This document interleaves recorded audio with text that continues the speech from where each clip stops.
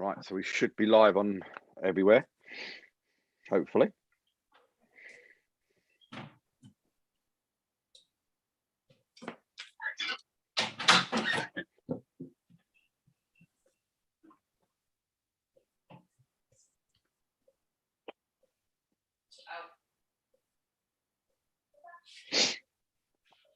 Well, Facebook's okay.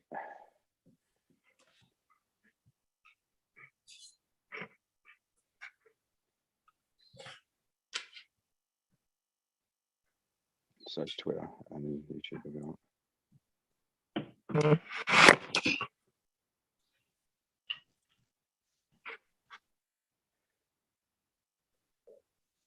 I think Hornchurch are looking about bringing the whole squad on. I think by the amount of numbers they're telling me here on a message, but we'll see when they actually come on. But right, just share this out, lads, and then we'll get going. No worries.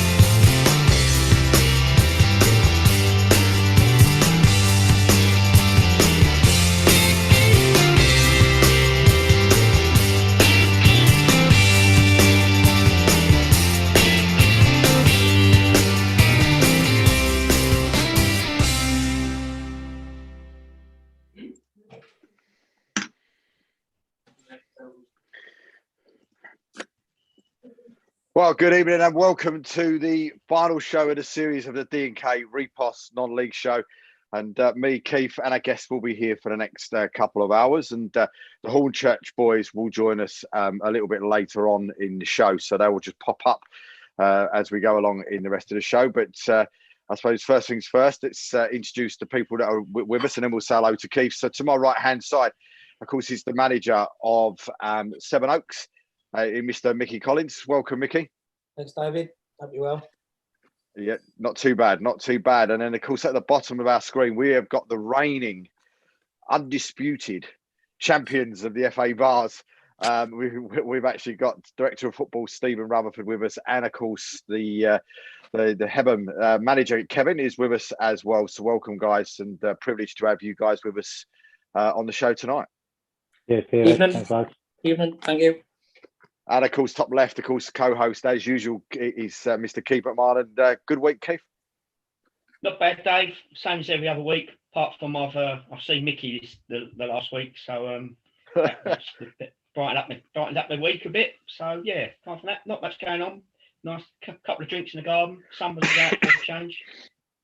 Sister's birthday this week as well. Oh, it was. Yeah, I forgot about that. Yeah. Oh, well, yeah, we had. Forgot about that. Yeah, no, we popped over at the weekend and see my sister. Don't think she remembers us leaving, but that's her. But anything interesting happening this week for you? No. No. Good try. No, listen. No. I'm just asking a question. Just a question. But just a question. No. I'm hopefully trying to plan some stuff for the weekend.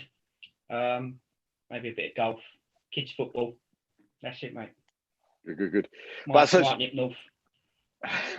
We got some sort of big breaking news that actually came down only about an hour ago before we go into our guests, and it is a real privilege to say and a real honour to say that we had a text message today from Paul Lansdale, of course, the chairman of Seven Oaks, who of course is also owns Reposs as well, and we're proud to say that Reposs are going to stay on board with us next season. So we will be carrying on with the sponsorship from Reposs, and we wish Paul all the very best in the next and upcoming weeks. And a massive thank you to everybody at Reposs for your continued support of the show and of me, and of course of Keith as well. So a massive thank you to everybody at Reposs, and we wish Paul all the very, very best in the coming weeks as well, with himself as well. But I suppose, where do we start? I suppose we start last Monday, and finally the FA Vase Trophy from 2020 was played, and I know Keith said he was elsewhere. But Mickey, did you get to see the game? I mean, for me, it was. No, You didn't see it. It was probably one of the best FA Vase finals I'd seen. It was absolutely a sensation, exciting, on the edge of your seat stuff all the time. But I was watching it from the front room. I mean, what was it like being in the stadium, guys? Steve, do you want to answer, or do you want me to go? Well, I'll do it from up in the stadium point of view. Probably quite surreal last year, if I'm honest. There was only 60 of us in the 90,000 stadium, so plenty of room. But having seen the lads play on a weekly basis and being at the pitch side and hearing every word that they say, you could still hear it in Wembley Stadium, but up from the Royal Box area. But the guys at Wembley couldn't have been any better for us, really. They were really, really good, all the staff. Really enjoyed the day. Obviously, we won it, which made it celebrations even better. But as you said, Dave, it was a great spectacle for non-league football, and we had a fantastic day from a club and community point of view. Just a shame that we couldn't have any fans there, But I mean, Kevin, your point of view from pitch side, and I mean, what was it like down there for you? Interesting, really. To be fair, I had thought from the game's perspective, I thought Concert had a lot more of the ball than us in the first half. But when I've watched the 90 minutes back, when I've got home, they didn't really. It just, I think they come out the traps really, really well first 10, 15 minutes. Nobody was hiding anything from anyone. We know what Concert are capable of, and they know what we are capable of. We know they've got pace in very good areas. We know Terry's philosophy, the manager, he likes to get it down and play through the thirds. We knew that we're going to play three at the back. They knew our system. So it was just a case of who handled the situation and the occasion the best. Funnily enough, when they got that goal, I thought we were just grown into the game. If I remember rightly, we had hit the bar literally 60 seconds before they had scored.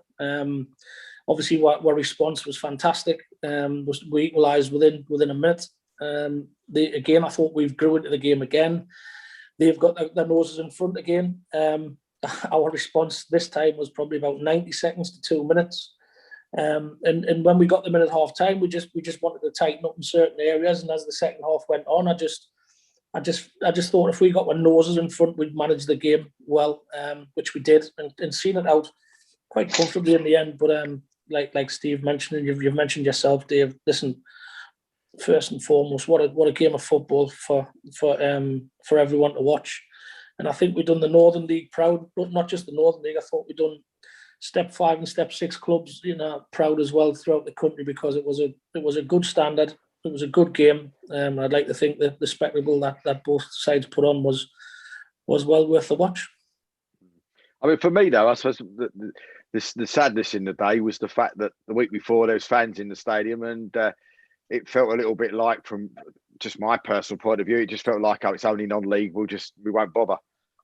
Was that a disappointment?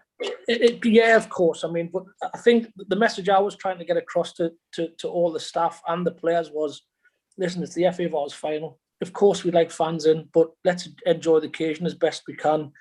And Steve's just touched on it. The staff down there were absolutely fantastic. They looked after us from the minute we got there until the minute we left.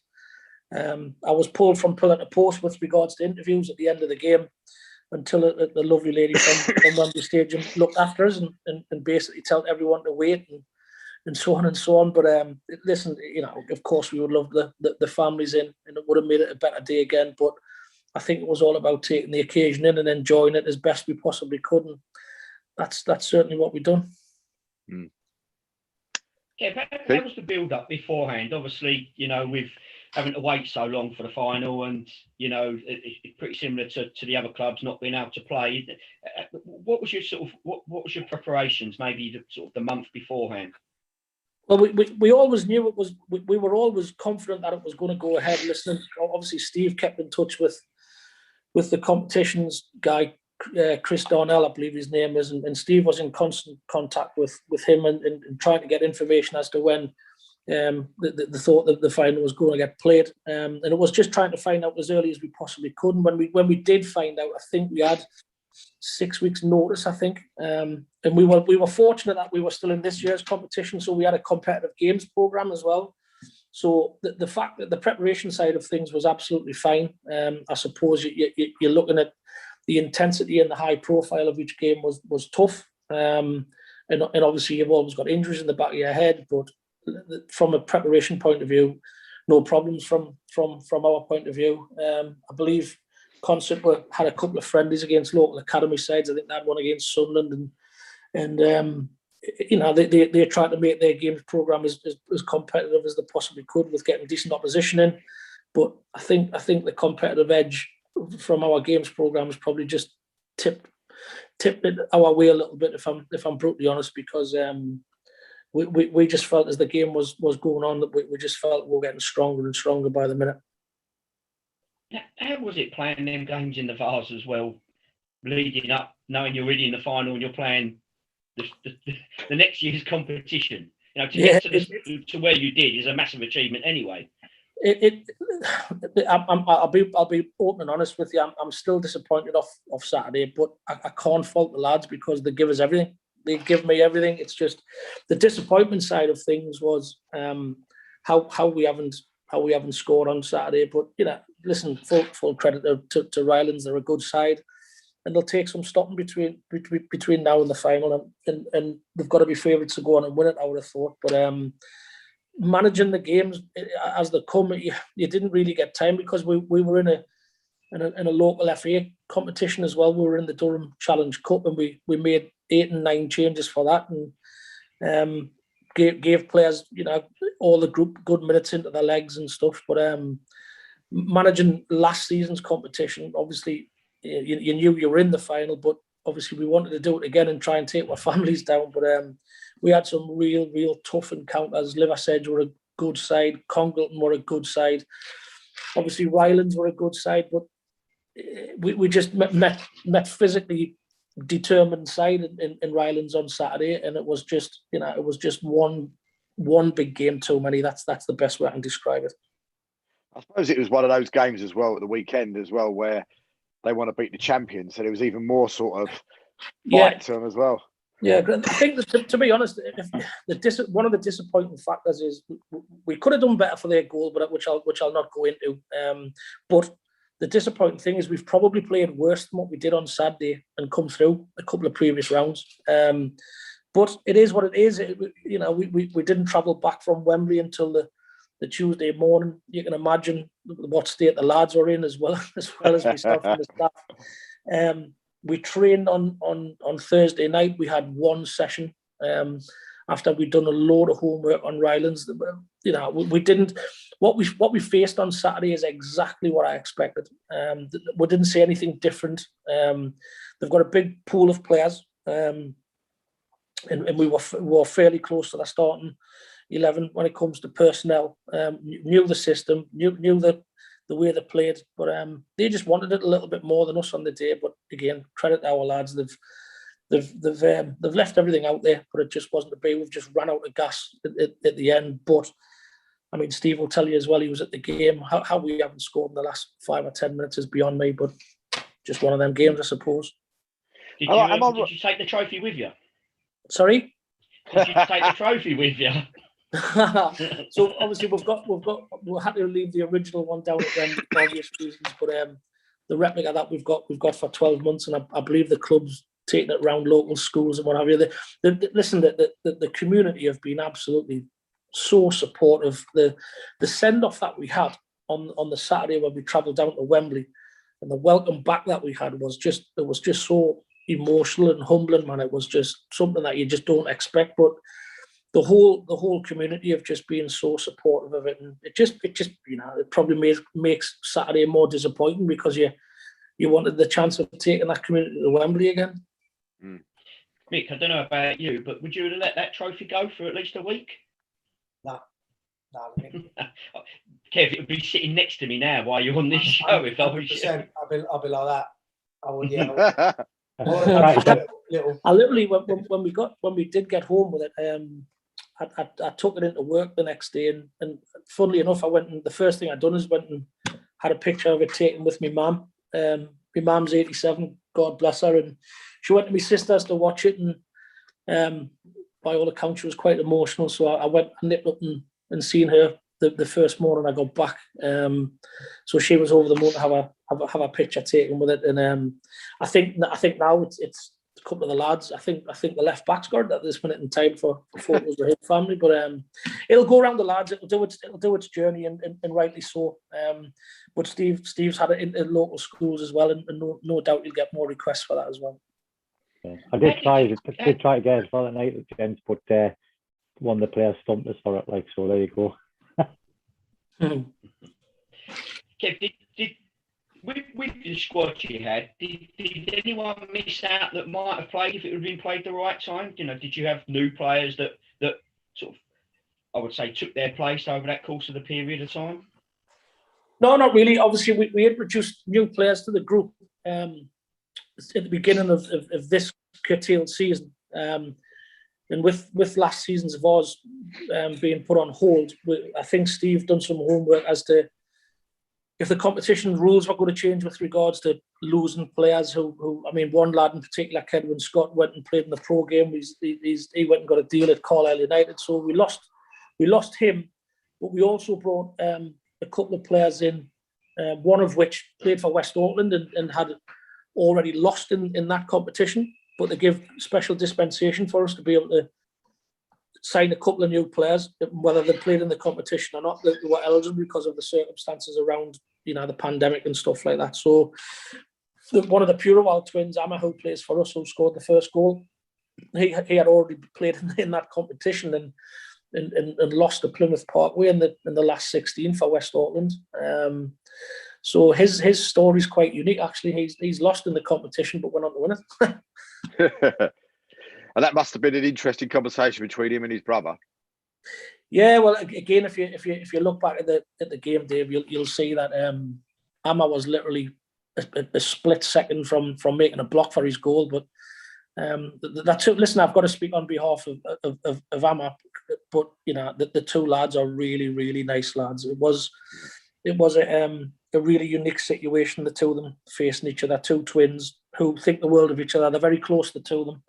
But what makes it better is they're two top lads. But unfortunately, there had to be a winner and a loser, and we've come out on top. And like I had said, over the course of the 90 minutes, I think it was deserved, and it was a close game, but a very good game. But over the course of the 90 minutes, I did think we deserved it.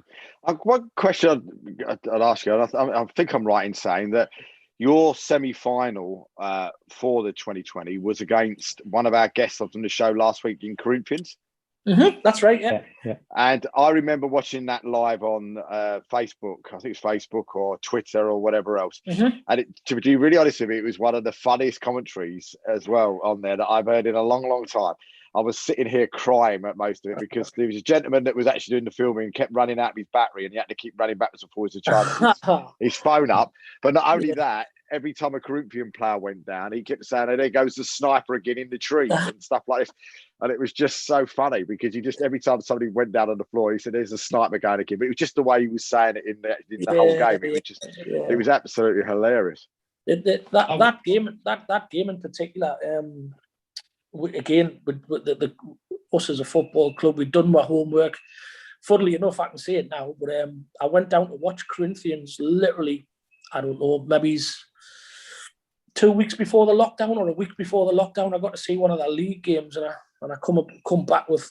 I actually took my wife down and because obviously the distance is from the northeast, it's a hell of a travel, and we stayed up. We stayed at that's what what we done is we stayed in the hotel that we planned to stay in as a club for the travel down. Sorted all the meeting room out, sorted the food out, the whole lot. The club were excellent, paid mine and my wife's expenses with the travel and stuff. So sorted the hotel out, everything. Went to the game, watched them, done me bits on them, and you come back to the lockdown, and it never happened. So when the game did go ahead, it was months and months later. But again, lovely venue, lovely setting, nice people. But what a day! The emotions of that day, I'll never forget, because I felt as if we were so much in control at times of that game, but we couldn't score. If I remember rightly, I don't think we got equalised until something like the 86th minute with a penalty. Last minute I was watching it. Yeah. But even when we went down to 10 men, I thought we'd dominated, and I'll say it now. Their first one's a penalty, but the second one's never a penalty in a million years. And their bench were embarrassed by it, if I remember rightly. And they were like, "How on earth do you give a penalty?" But listen, it's one of them things that we had to deal with, and we've come through on penalties. But again, I was quite surprised to see them go out. I think they went out quite early in the competition this year, if I remember rightly. And I'm sure they went out on penalties to someone down south, but I can't remember who they got beat off. But yeah, they seem to be a club on the up as well, and got vision to play higher and what have you. But had some good players. Mm-hmm. I mean, tell us a little bit about the club in general, guys. I mean, what's the club like? I mean, for us down south, we don't know what Heaven's like. But I mean, tell us a little bit about the club, surrounding area, etc. Yeah, Steve, so believe it or not, the club was nearly out of business 4 years ago. I know we've had a lot of press about that, especially with the Vars final. But 4 years ago, the club was attracting fans, below 30 coming to watch them. There was more committee men watching them than there was actually paying fans at one point. And it was on its knees. It was nearly out of existence. Well, businessmen, local owners that are from the town, they came on board, had a vision. I was part of the junior club at the time, so we've got a junior club with 600 kids involved, 56 junior teams. So the junior club's always been a large part of the community. But when we tied the junior club with the senior club with the vision of the new owners, they're obviously ambitious, put a bit of finance into the facility more than on the playing side, if I'm honest, the playing budget. But it helped the playing budget massively. And with that, we managed to bring Kevin on board for the second season. Kevin was our reserves manager, and we had confidence in Kevin when our previous manager resigned. We had confidence in Kevin to push forward, and what a fantastic job he's done. Not look back in the past 2 years. I think our record is we came third in the league before it was curtailed. Then we were top of the league this season before it was curtailed. We've had a FA Vars win and the FA Vars quarter-final achievement. So a fantastic 2 years. But as Kevin said before, from a community point of view, 600 local kids that take part in for the club. But what we have found over the past week to 10 days is the whole pandemic had a huge effect on everybody nationally but locally. And I think the Vars win was just brought everyone together to see, I think it was circa 300 people see us off on the Sunday. The streets were lined with kids and adults, grandmas, grandmas. The lot in black and yellow was our club colours, was great. But then to come back to 700-800 people at our sports club, you know, it was just unbelievable. And I keep saying the word unbelievable. I can't think of any other word, because it was just, you know, superb to see. And even to the point now where it's attracted a few more fans over the next season. You know, we've had requests for season tickets. We've had some sponsors knock on my door, which is all great stuff as a club our size that really want to see. You know, so it's put the club on the map and renewed interest in the club, which is just perfect. We've obviously, you know, your achievements, and a lot of clubs that will sort of win the Vase or go really well in the Vase sort of don't get the chance to well, they don't go up. We obviously, I know Kev, you just said, you know, that hopefully on Friday, I think Stephen mentioned that you should be sort of the tick boxes to go up. What's that mean for the club? And obviously, Kevin, yourself, sort of now looking forward, you've had so much success going into obviously a new chapter, obviously a higher division. How's the club sort of been planning for that as well?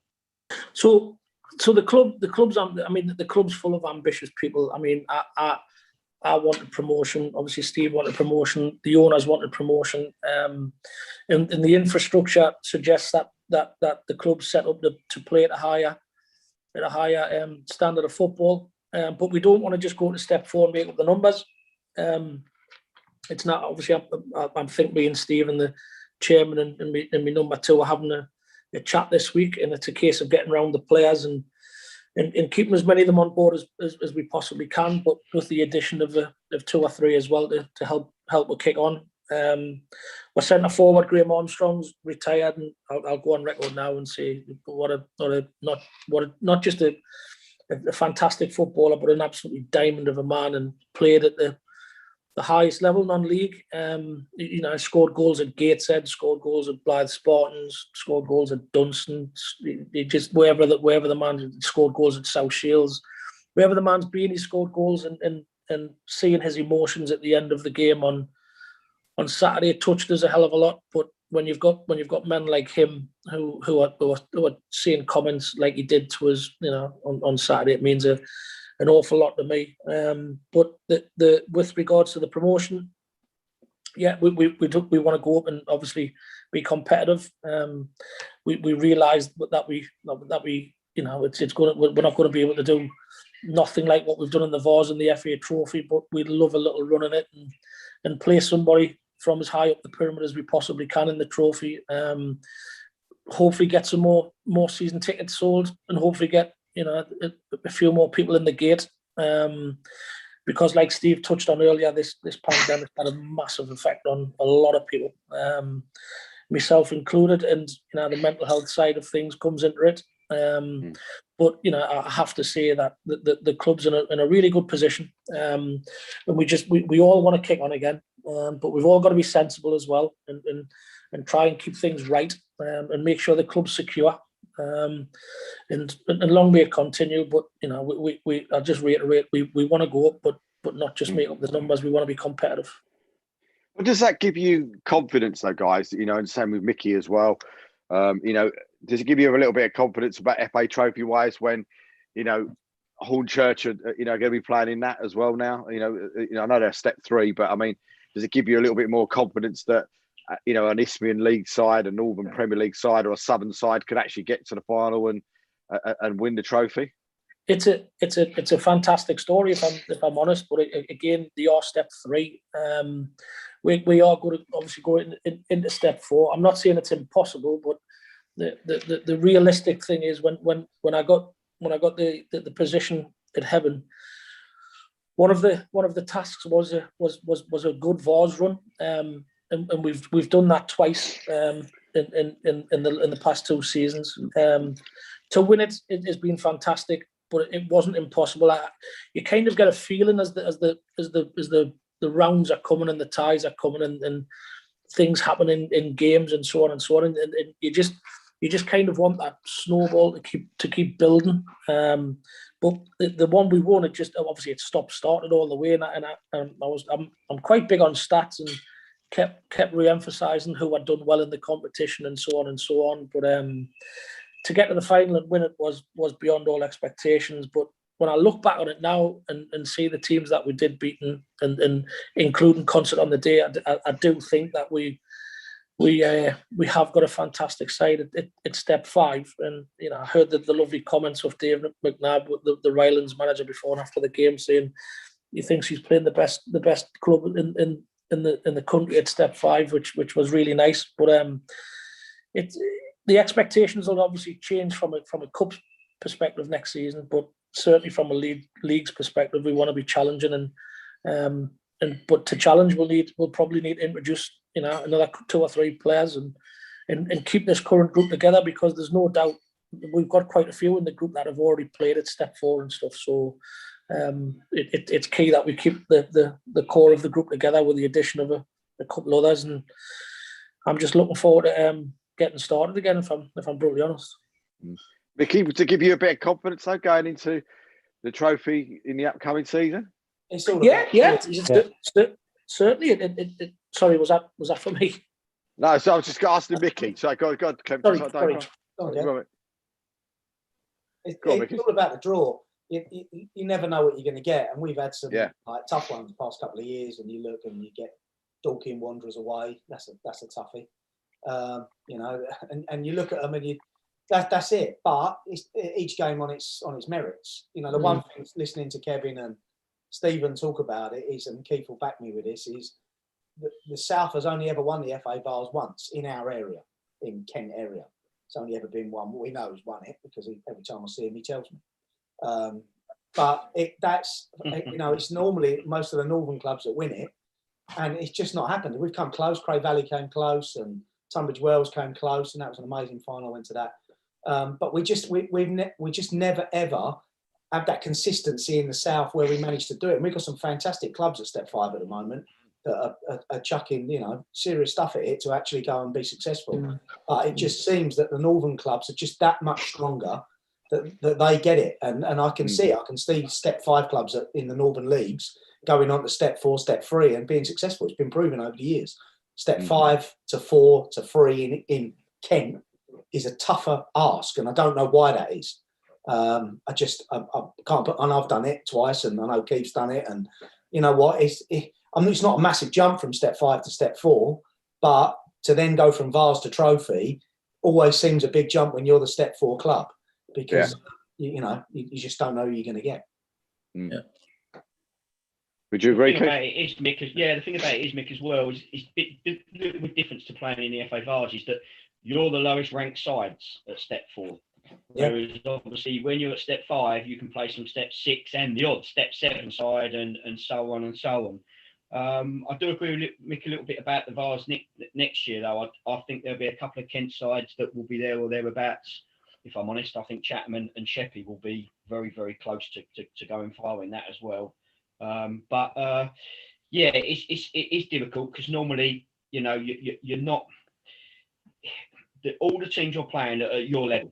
So in the trophy, when you get the first draw or the level above. So, and then obviously you go through a couple of rounds, and then obviously you get step 3s and then your step 2s, but as Hornchurch have proved, you can go very far. But I will say as well, the step between step 4 and 3 is huge. Where step 5 and 4 is fairly big, but it's doable.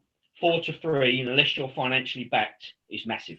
Totally. It's massive. Yeah, you see now with step 3, there's some full-time clubs now with step 3, which is huge. And we're not a full-time club. Our plan isn't in the next sort of 3 years to go there. So you're right. If you've got the financial backing behind you, that to do a lot of that, then great. But as Kevin said, we want to push up, up the leagues as long as we're financially sound and sustainable. I think that's the key thing for us, sustainability.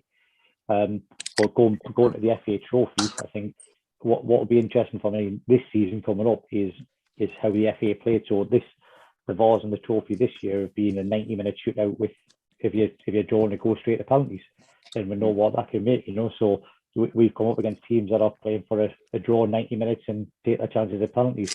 Are they going to keep that format next year? Because whether that's step 4 or what. I'd fancy any club to play out in 90 minutes and try and get a draw to have a penalty shootout and see what they get to. So it'll be interesting if the FA change it or if they keep it the same. Well, there is a gentleman just joined us to the right who's got this experience to come, and I think he might be looking forward to it. So, looking forward to it, Tony? Your experience? Nah. Yeah, that's an understatement. An understatement.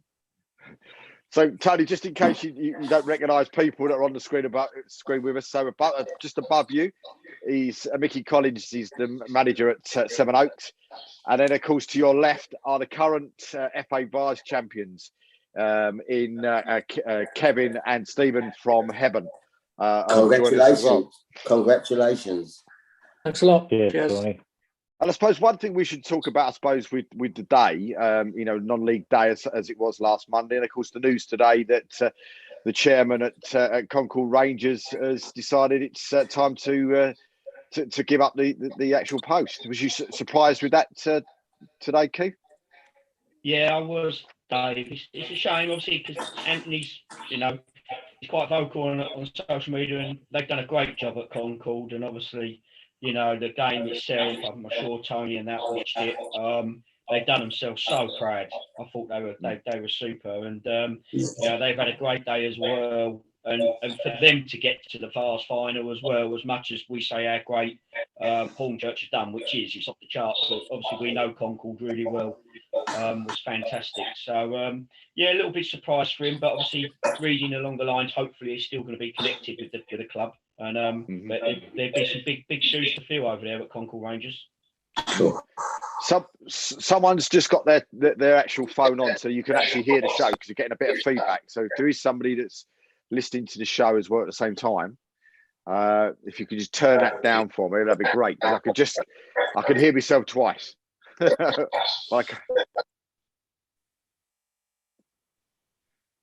it's Tony. That's who it is. What have I done? Oh yeah. Always blame me. I always get the blame. Well, I think it's you, mate, because I've just muted you and it stopped. So what it is that it sounds like the volume's coming out at the same time. So you're listening to the show. The show's coming out, so we're getting to hear it in the stereo. Right. So what have I got to do then? Turn the volume down on your phone. That's all. Yeah, just turn the volume down on your phone and you'll be all right. You won't hear yourself then. But I mean, Mickey, technology.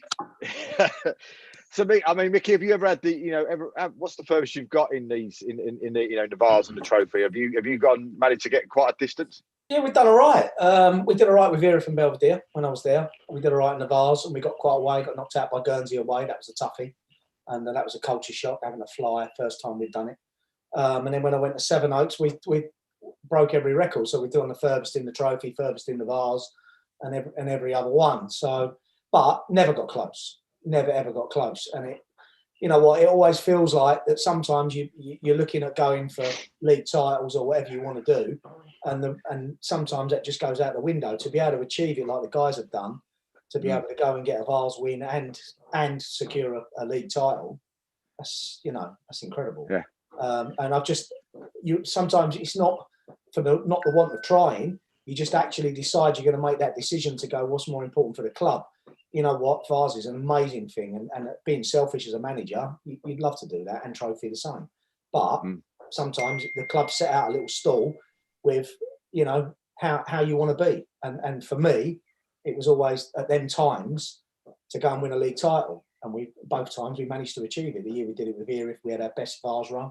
And the same with Seven Oaks when we did it with them. And I think that was it for the club. The promotion to get a step forward was outweighed whatever else. Not saying we didn't try, because we blooming well did.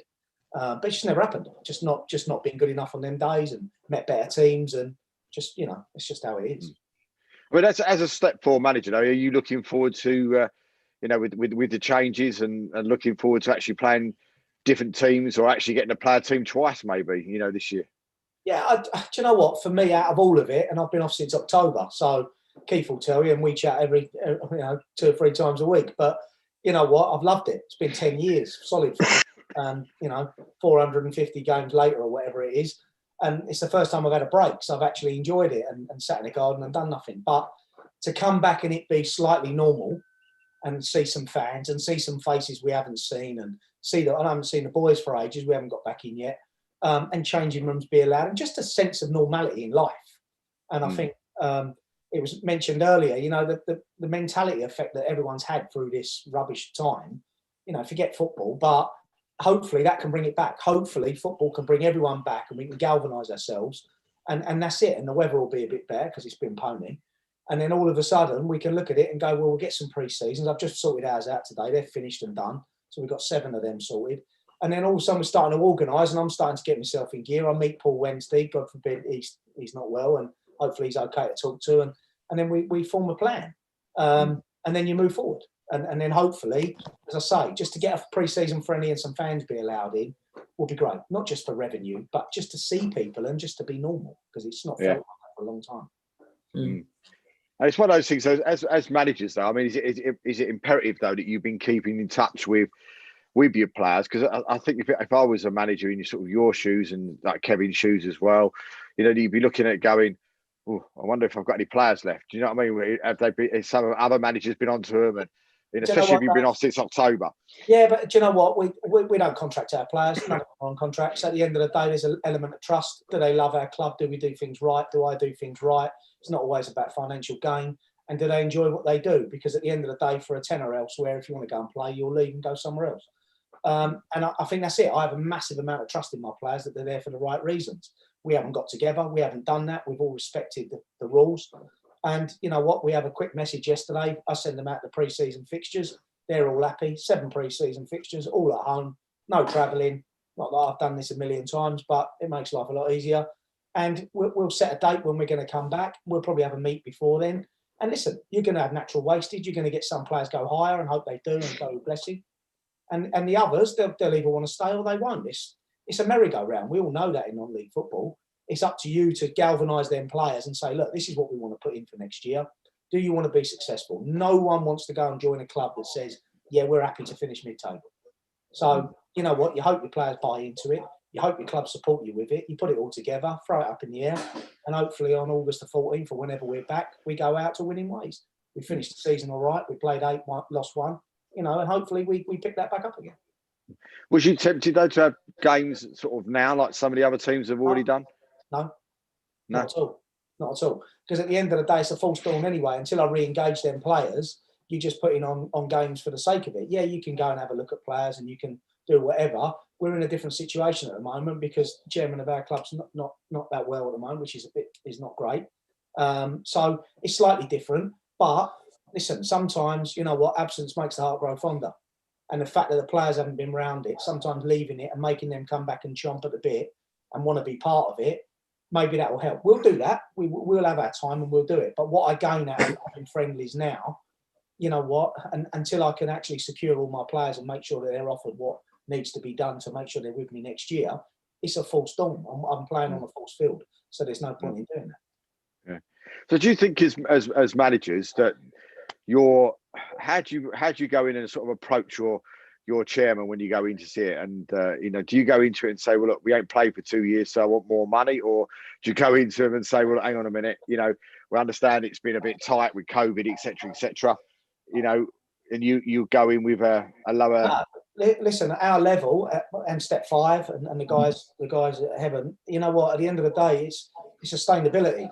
What can our club sustain? I'm not one of them managers that goes in and goes, well, let's go and smash the life out of it for 20 weeks and then we're skint for 18. There's no point. It's you know, it has to be around. What them players, and I genuinely believe this, you'll always get players that will come in and get what they can and then they'll go off. Managers, significantly the same.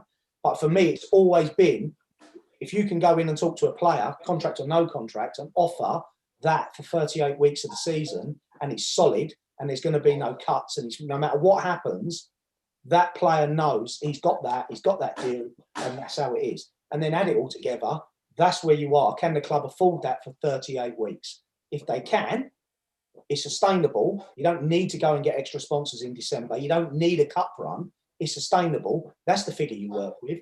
And that's how I've always done it. And for 10 years, I've always worked like that as a manager. There's no point in having boom and bust. It gets nobody anywhere. Kevin, is that the same sort of thing from yourself? Well, up in the northeast, obviously where we are, there's listen, sustainability is key. That's the future of football clubs, basically. But in the northeast where we are, moving from step 5 to step 4, we're going to have to do a lot more travelling. We've got to accept the fact that, you know, as we progress through the pyramid, that more travel out of the area becomes more evident and stuff. So players aren't silly. They will, you know, their expectations are, you know, the more they travel, they want a little bit more money and stuff. But we've got a good group of lads. We've got a good group of people who run the club, and I'm sure they'll do everything in their powers to make sure that we keep the current group with the addition of a couple others. But I think the guys are right what they're saying. You know, sustainability is key. But unfortunately, in our area, there's a host of clubs that are. It's quite surreal at this minute in time, because the clubs there's a lot of clubs in the northeast who are looking to do similar to what we are doing, and trying to kick on. I mean, my hometown South Shields are doing very, very well at this minute in time, and they are literally 3 or 4 miles from heaven, and they're going full time, and I think they're one step above us now. But that's the difference. They're going full time. There's a you know, the finances that they've got at their football club are a lot more than ours. So I think, you know, what Steve mentioned before is key. Make sure the model's sustainable. Keep it sustainable, and you know, if anything improves along the way with finances or backers, then great. You look at your kind of targets change. But going from step 5 to step 4, there's a lot more travel, and players' expectations will be, you know, if we're doing a little bit more travel, we will want a little bit more money. But you've got to look after the club first and foremost, and the competition for players in the northeast is very, very intense as well. There's a lot of guys actually playing in the Northern League who could play higher. It's just the travel puts them off. So it's a tough one. So it is a tough one. And I look at it slightly different, not as a manager, but as in my role in the club, I'm the interface between Kev as a manager and the owners. So that sustainability piece is key. But Kev will probably tell you, you know, if he sees a player that him and Mick, his number 2, like, and we're interested.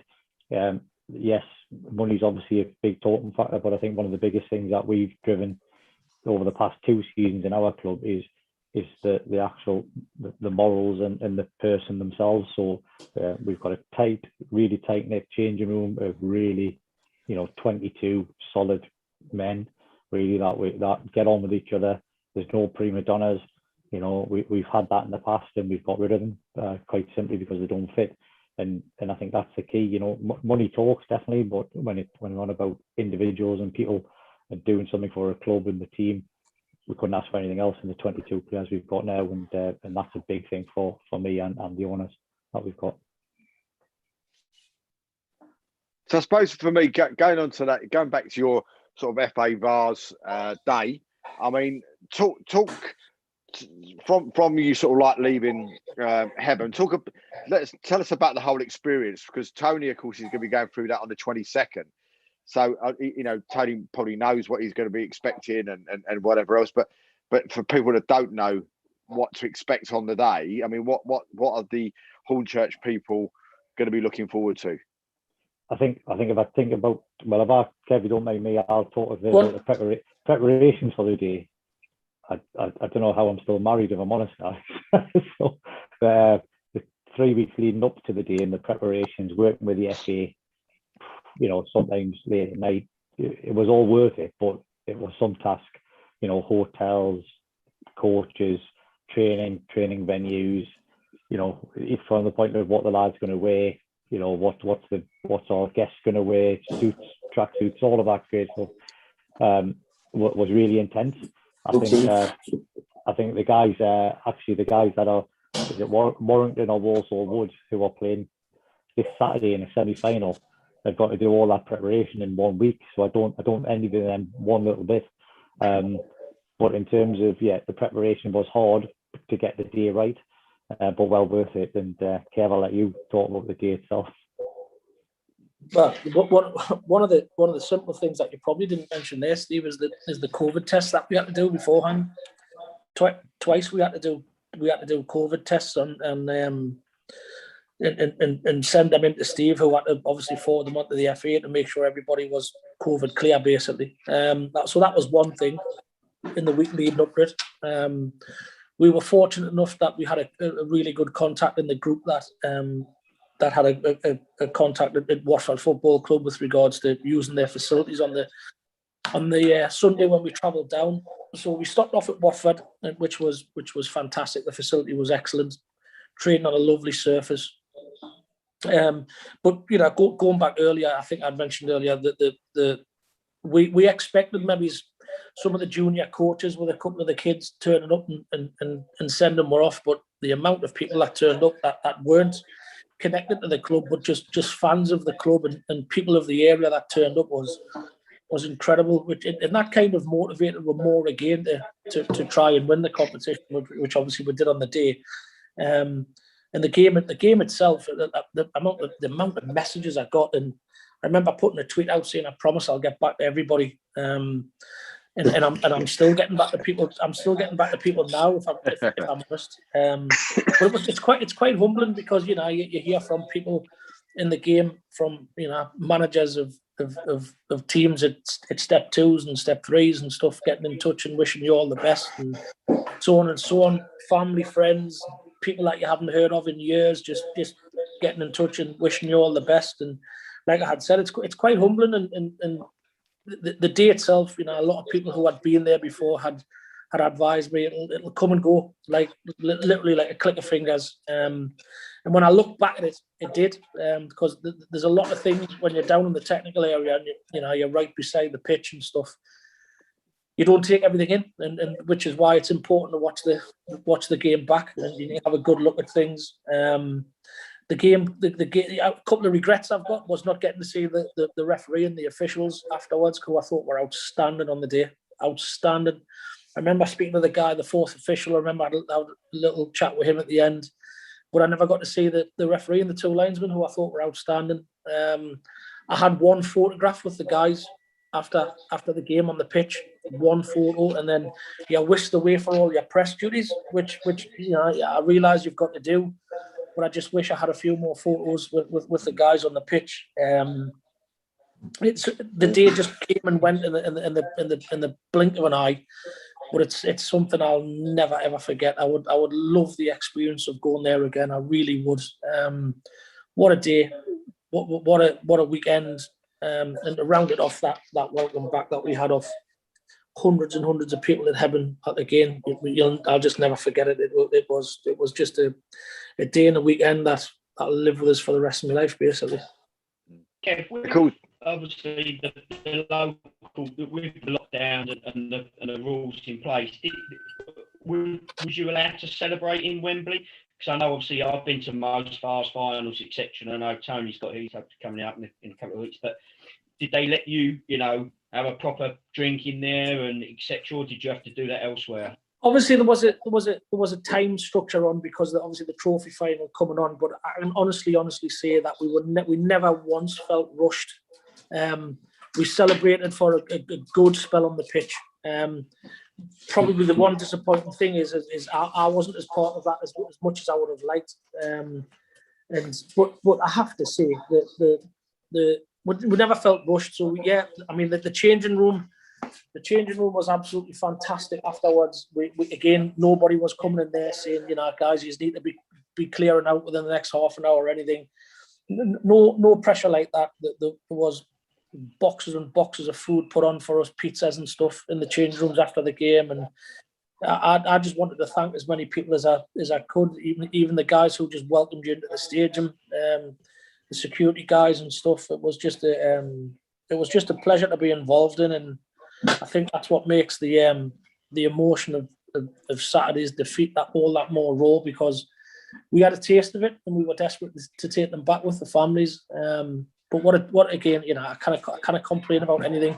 So to answer the question now, we never felt rushed, and yeah, we celebrated like we wanted to. Nobody said don't do this, don't do that. and we were left to get on with things. And the day, like I'd said, the day and the night time afterwards at the local pub with the weather fit for a monsoon, we just all lapped it up basically, because obviously you had to do your celebrating outside, which we don't, and the weather wasn't the best, but we all enjoyed ourselves. Just for people that we see it beforehand, just show everyone your winner's medal, Kev. There it is. Can everyone see that? Yeah, we can, mate. Well done. Tony, you'll be wanting one of those in 2 weeks' time, pal. Got two. Got two already.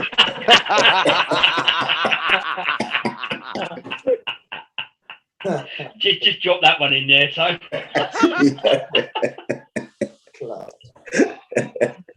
Oh dear. You need no shelf soon. Oh dear. So Tone, obviously just for yourself, great one. Obviously, how's your build up coming along? Obviously, you know, we spoke to you after the semi-final, and that was brilliant. But what's your build up been with you and Stimo at the moment? Well, we've been really, really lucky, really. We've had a lot of help in respect of, it's all right for us.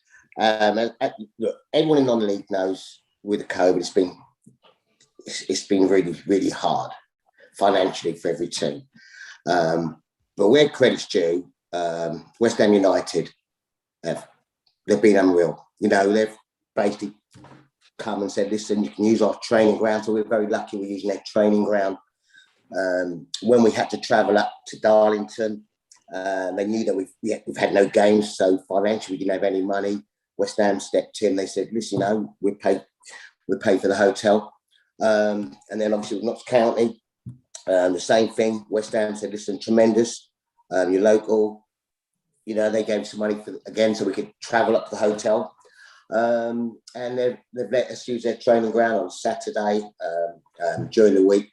So, you know, a big thank you to West Ham, to be fair. You know, they've really helped us out, really, really have, because our pitch at the moment isn't really the best pitch at the moment. So it's nice to go training, and, you know, you've got a decent surface and good facilities. So, you know, a big hats off to West Ham United. Have they lent you Antonio and Lingard for the final then? Pardon?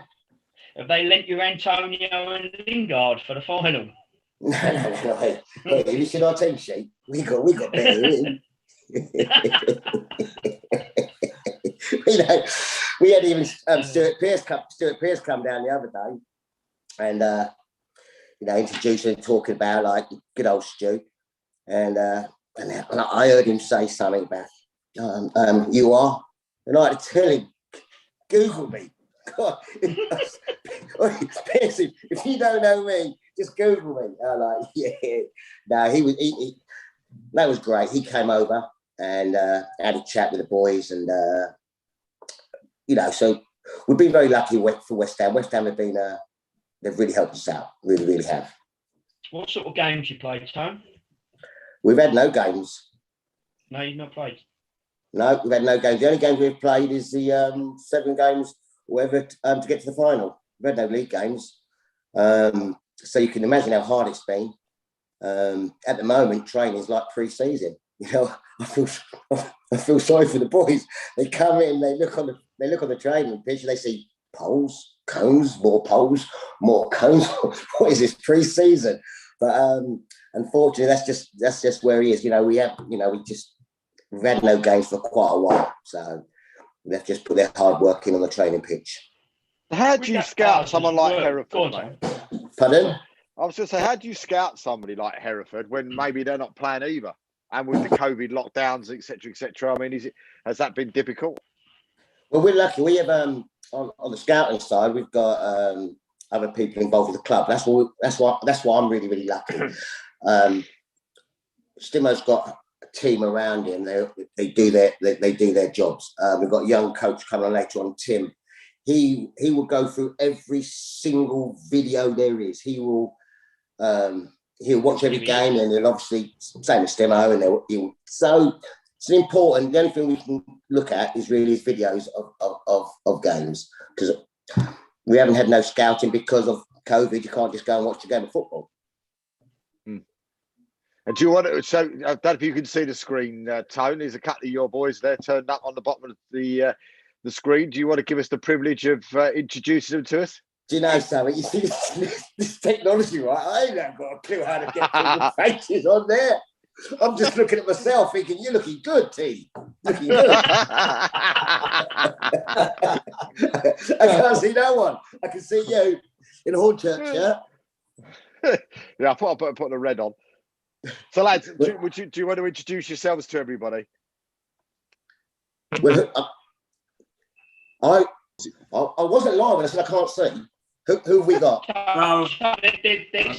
You've got Tim. Go on. Explain who you are, gents. Yeah, shall I start off? Yeah, go right. I'm Tim Yolonfer, one of the coaches over with Tony over at Hornchurch. Must do your head in. Yeah, constantly, yeah. Always on my blow me up as well, stressing me out. Tone, I'll help you out. There's a button just on the top of your screen that will say gallery. Push that and you'll see everyone. And recording, that wrong one. Gallery, it say gallery view. Where's my Nokia? Hang on, gallery.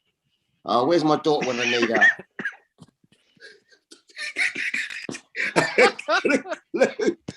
Press. Oh. Aha. Let's have a look. Zoom, leave, no. Live. Nope, can't find it. Seriously. I'm so bad at technology. I'm so bad. And I've got no one here. My kids ain't here to help me out. Say, Dad, just do that. Tim, do you want to introduce everybody? I'm lost.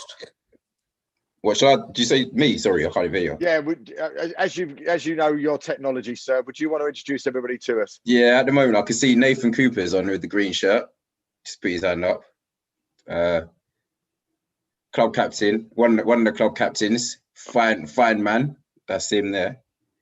Good and then we've got Nashi Bagsman, top goal scorer. Liam Nash there.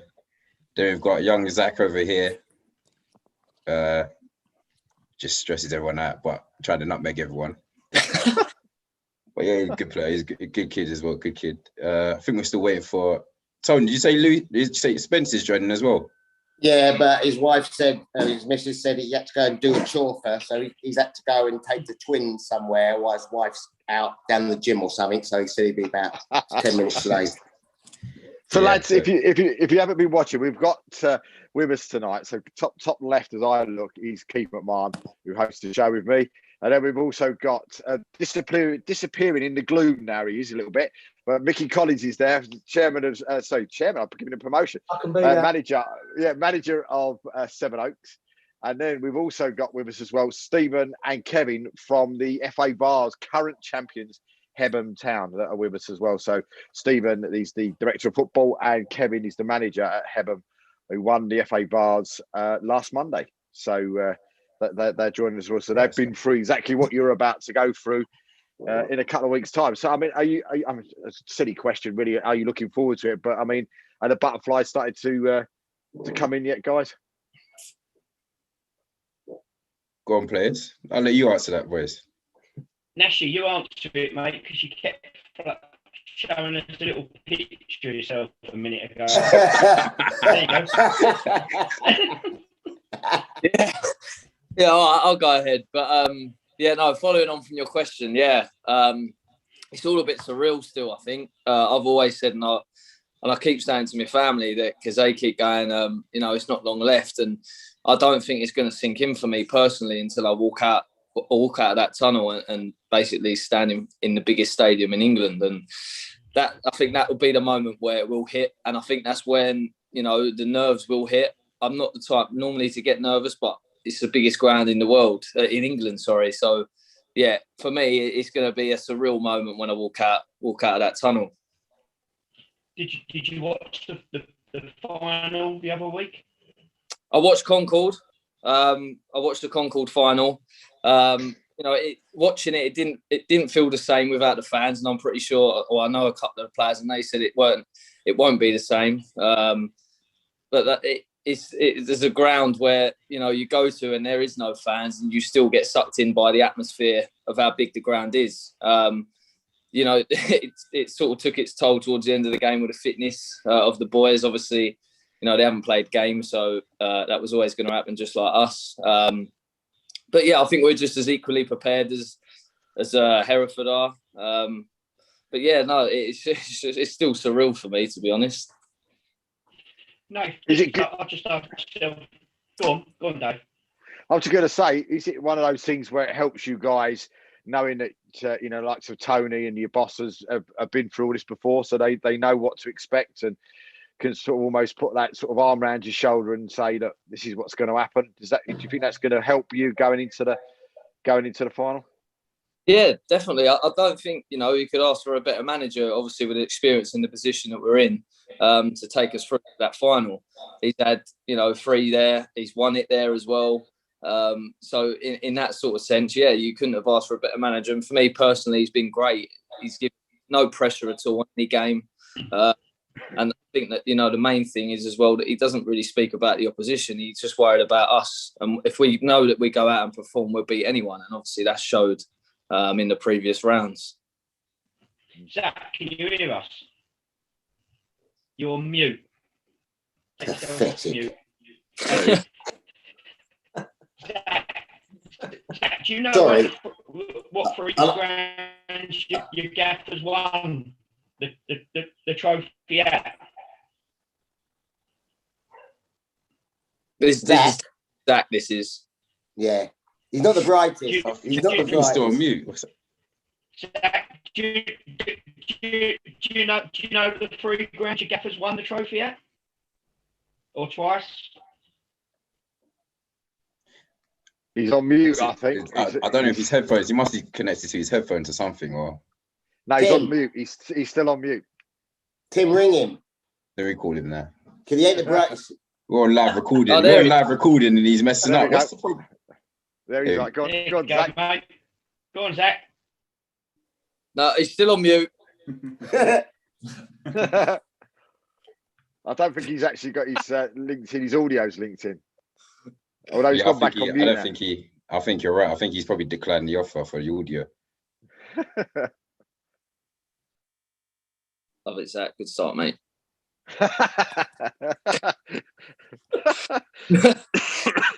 So does anybody know where the free ground? You know, Nate, didn't you? I know.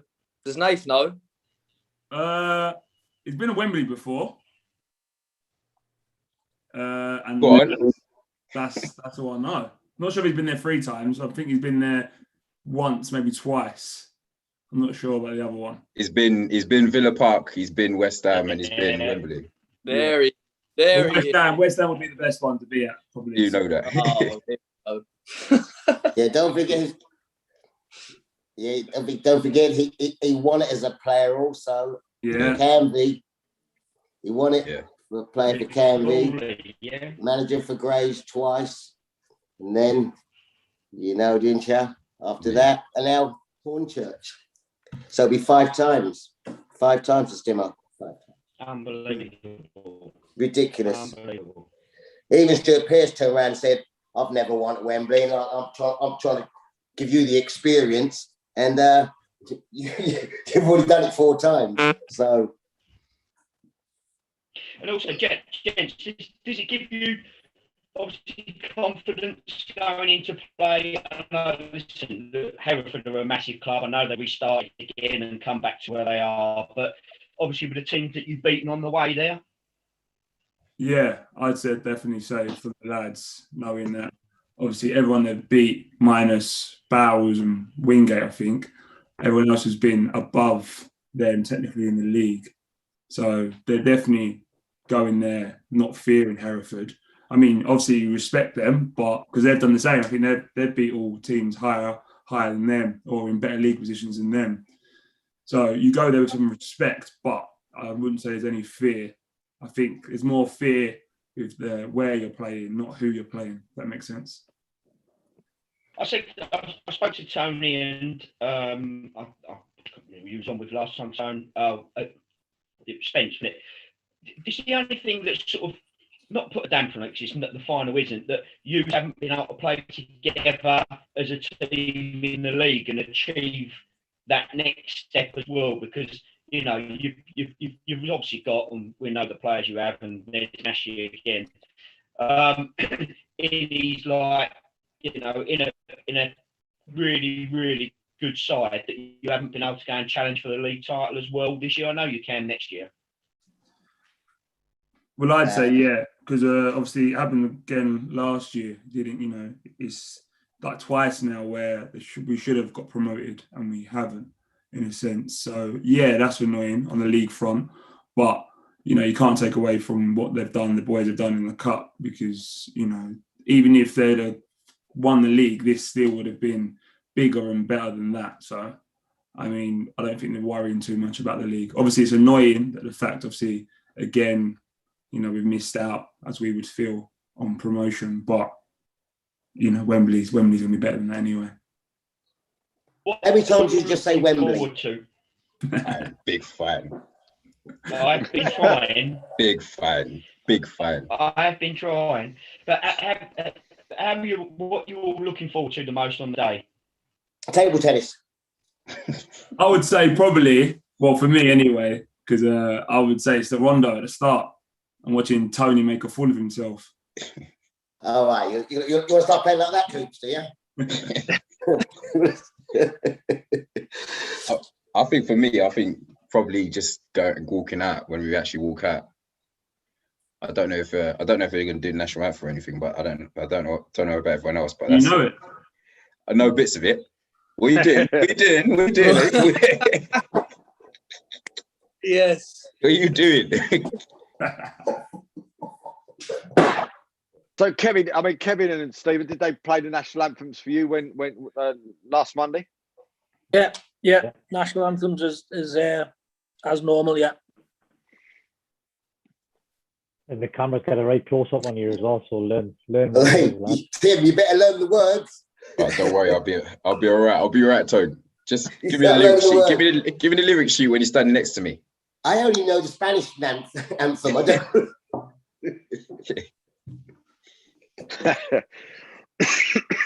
And Lewis has just joined us as well.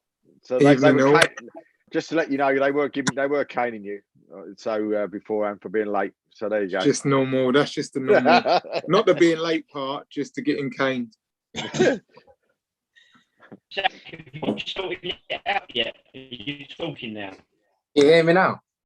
Yeah. No. There he is. Oh, another good T-shirt, Zach. Turn it down a bit, please, Zach.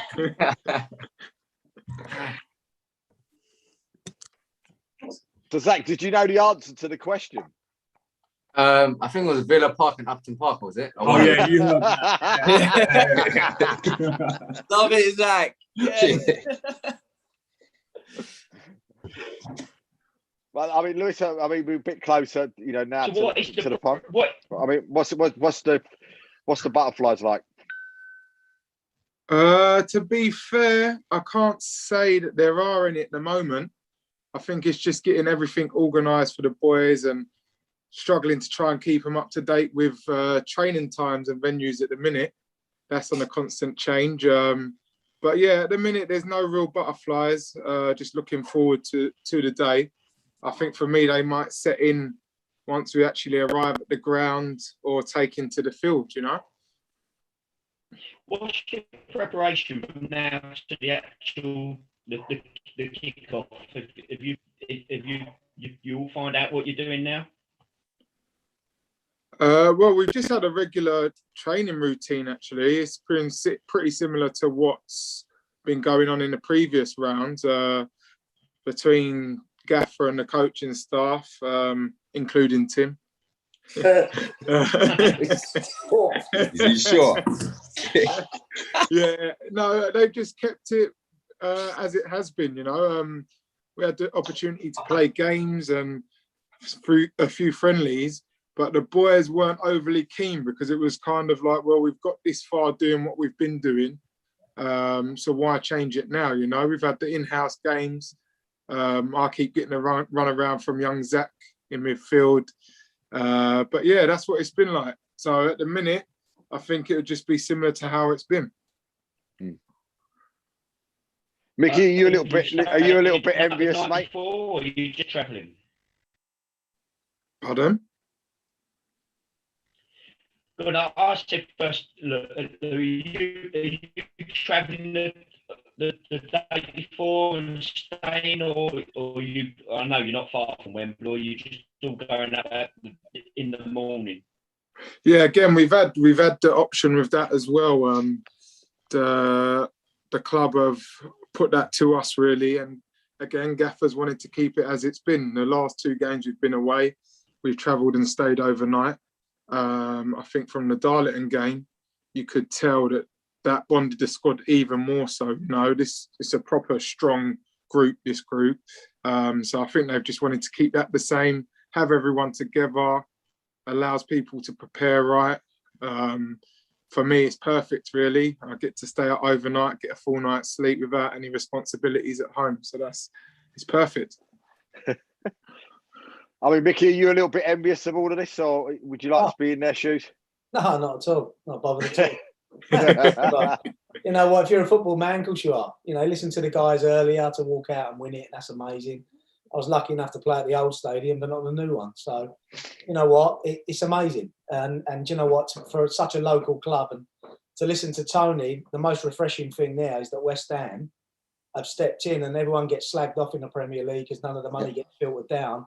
And you know what? That's a class act because they know how tough things are for them guys, and they see what they've achieved for their local area and what they're doing. And for them to step in, hats off. And look at the season they've had on the back of it, West Ham. So do you know what? That's a real positive. Of course, do you know what? Listen to the players. I've touched 50 now. I still think I can run out there. I've got 2 goals. Hey, 61 and I still can. See, there you go, Tone. That, you know what?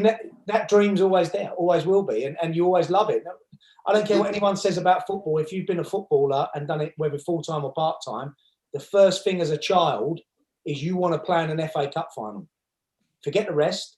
That is your dream as a kid. It's gone a bit now because the trophy, Keith will say the same. That's your dream. Forget World Cup, forget everything else, Premier Leagues, league titles. You wanted to play in an FA Cup final. And these guys are going to get the chance, and Hebburn have just done it. That's their FA Cup final. That's big kid. All they've done was play Wembley. Yeah. That's all he done. Play Wembley because that's where it is. That's where that's where it's at. And you know what? All joking aside, you know what? That's what you want next week. You go out there and then, boys, that's it. You might only get one. You're lucky, but you might only get one crack at it. Go out, give it everything, and bring it back. Win, lose or draw. Well, there won't be a draw, but just to do it for you guys. And yeah, of course, jealous? Nah, Dave. Kevin, Kevin, how did you keep your players, heads on the game with the excitement and the thing that these guys are going through? I mean, what was you actually saying in the to the lads, Hebburn? Well, to be fair, first and foremost, like I had mentioned earlier, the guys are a fairly professional group, to be fair, on and off the pitch, and I'm fortunate to have lads who are playing at step 5 who have played at step 4 and stuff, and a little bit higher up the pyramid. So we've got quite an experienced group with a mixture of younger lads in there, and it was probably more difficult with the younger lads. We have got a couple of little nuisances, shall we say, in the group, but they're great kids. They're great kids. But we were blessed to have some real good experience in the group as well, and that helped keep their feet on the ground. But the fact that we had a real competitive games program going on at the same time, just that helped the situation. So I mean, what's Mark? What's Mark like at the moment? I mean, I asked him to come on, and he said he doesn't want the limelight. He wants the players to have the limelight. So I mean, tell us a little bit about him and what his plans are, and what he's going through at the minute. he's the same every day.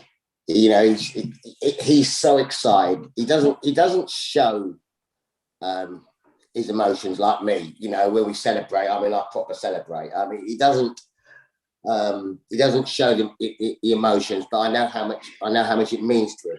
You know, I speak to him every day about it.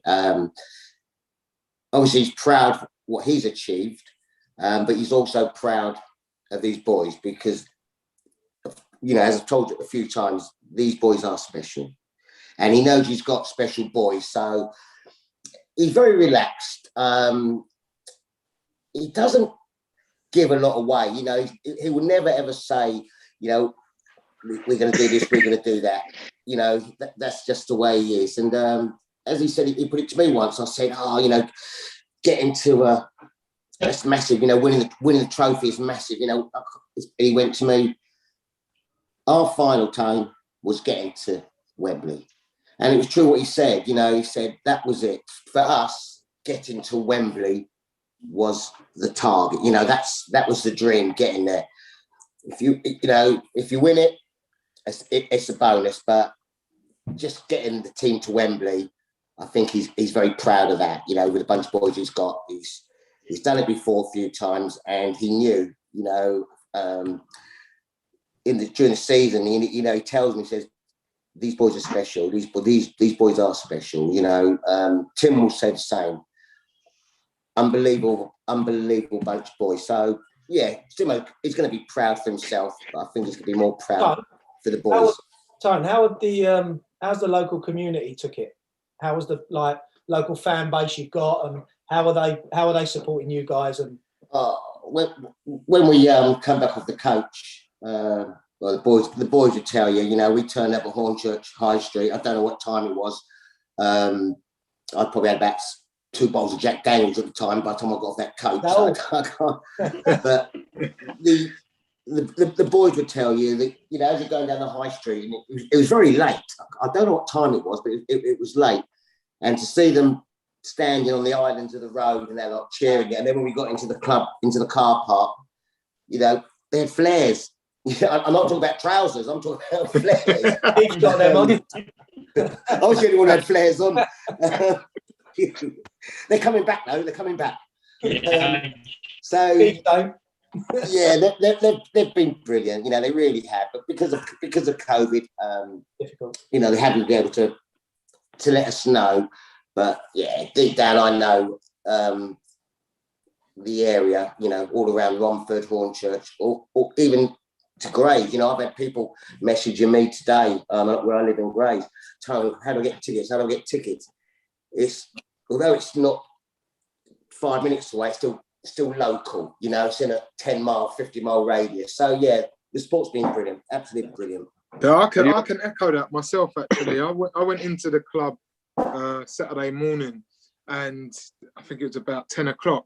And you've got all the supporters association in there setting up the club shop with all the merchandise that they've gone out and ordered off their own backs, prepping everything, planning everything. They've had the bar open at the clubhouse over the weekend, the club shop. And to be honest, it's just kind of, with the success, it's just, you've seen how hard they work. They've worked hard throughout all this process. Even before last year, start of the lockdown, they was over the club doing bits and bobs around the ground when we was allowed back in training. And it's the day itself is for those people, you know. It's not just about us that are going out there as the 11 players to 18-man squad. It's about everyone that does something for the club, down to Dave, the kit man, Little Tell. Like, they've been there for years and seen, like, the stories that I was hearing on Saturday morning about when the club had nothing and they was out selling scarves to try and pay off some of the bills that when the club was in debt and things like that. And they've been through it thick and thin, you know, and they're here now.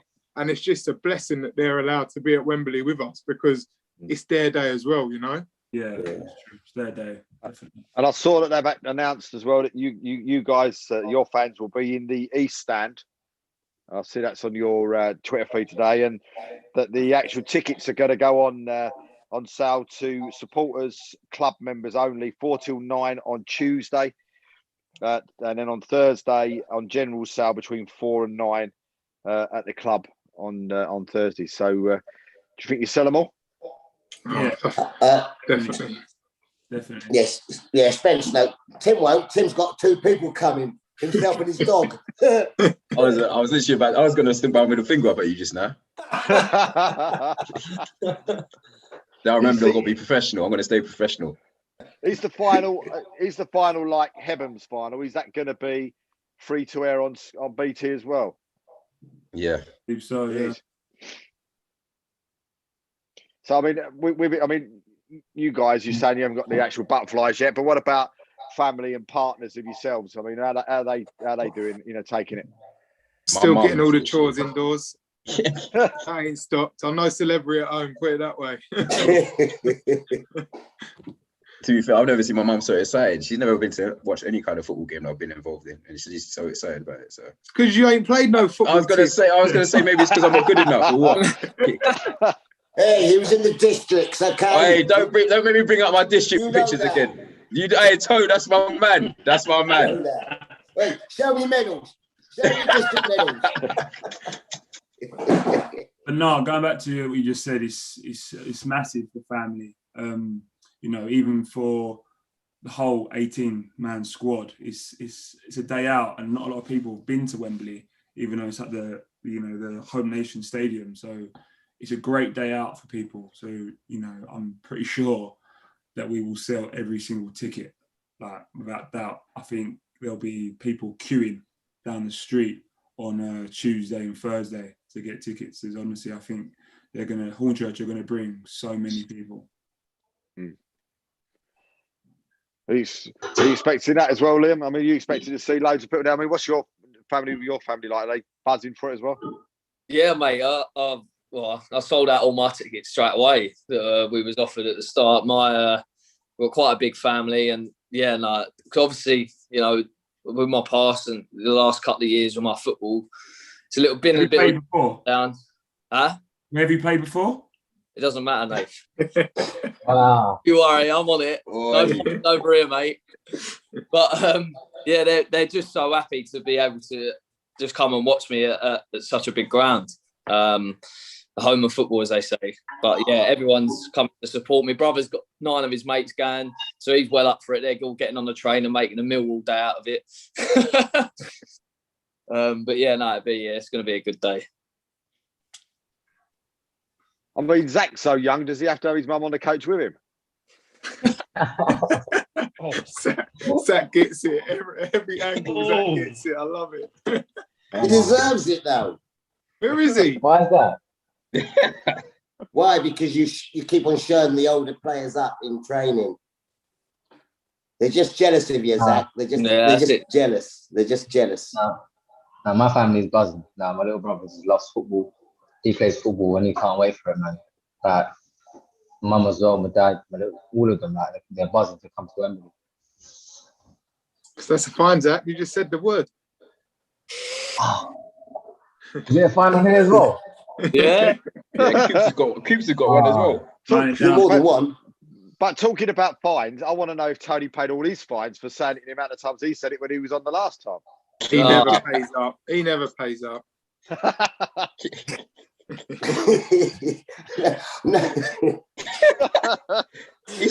think he still owes money from the last man standing for 5 months ago. What are you on about? Why are you trying to embarrass me in front of everybody? Tony, you're just backing him up as well. No, don't do that, Zach. Don't do that. No, I don't pay fines. No, I don't. Just simple as that. I used to. I don't get as much money. Actually, did you have fines at your other clubs you played for? Sorry, pardon? So I was asking Nashy, did he get fines at his last club he played for? Oh, yeah, I have, but they're never as brutal as this. It's causing me stress every training session to worry about what... He's on D rondo. He does free kicks. Yeah, I don't join in the rondo. I'm on my own doing free kicks. You must have some large fine pot. Ooh. Yeah, it's racking up a little bit. It is racking up. What is it, Spence? Can't tell you that. I'll have the tax man after us if I tell you that.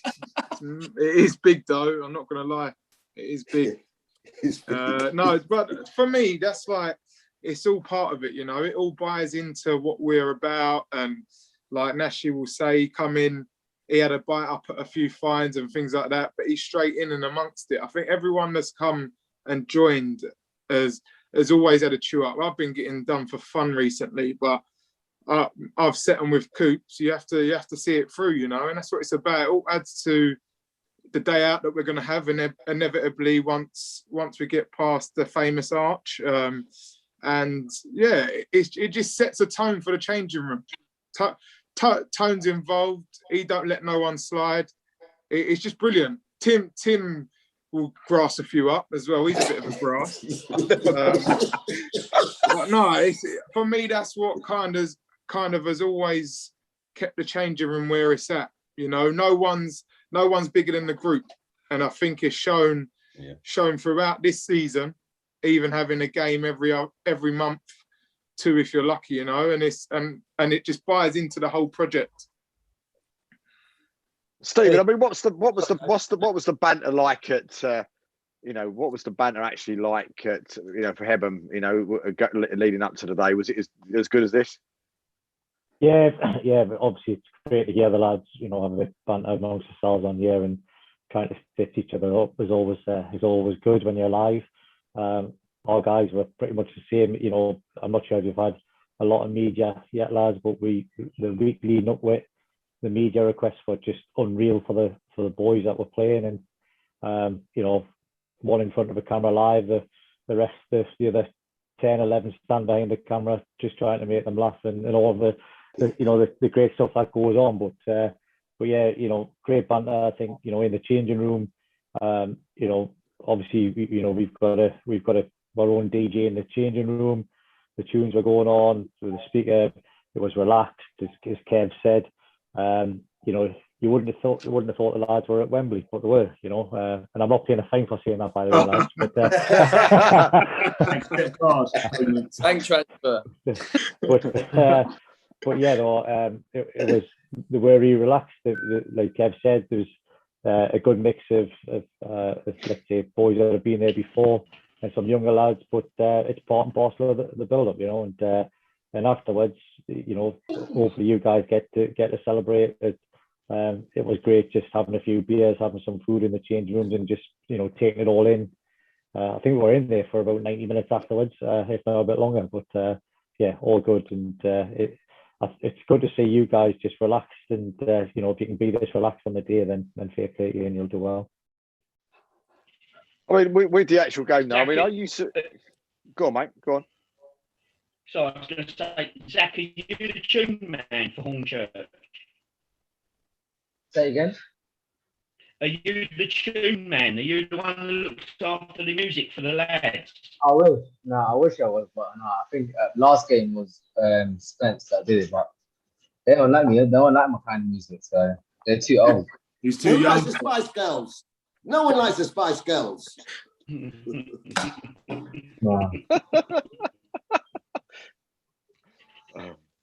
I mean, with the actual final itself, are you surprised to be playing Hereford in the final?